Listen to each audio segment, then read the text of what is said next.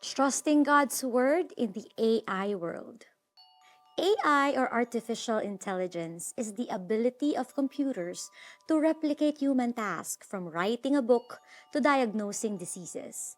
Napapabilis nito ang trabaho, reduces human errors, and is available 24/7. Every time you Google something, ang unang lumalabas sa feed mo ay isang generative AI. Mababasa mo ang summary of the information you need, so you don't need to search for more details. Mas madali nang mag-research for school or work, giving you more time for important things. In the US, there are AI-powered cars that can be rented by the public.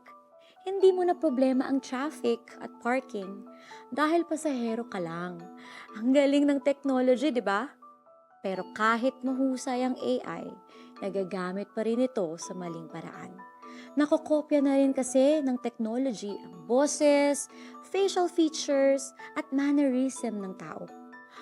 At marami pang videos na kumakalat sa social media na sa unang tingin, akala mo totoo, pero AI pala. Mahirap magtiwala, kaya mabuting maging mapanuri para hindi malinlang. Hindi maitatanggi ang tulong ng AI in today's world. Sabi ng experts, AI is here to stay. That is why developers update technology by the hour, changing everyday life. Pero sumabay man ang tao sa digitalization, God's word is constant. Ilang generations and millennia na ang nagdaan, pero ang salita ng Panginoon ay nananatili relevant regardless of the changing times. It continues to be a source of wisdom and soul regenerator and a pillar of hope.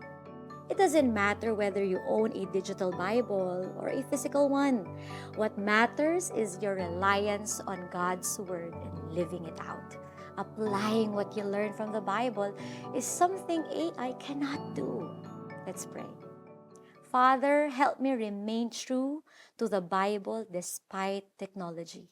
May I see its value in my everyday life so I can trust in truthfulness. In Jesus' name, amen and amen. Do you have a physical Bible?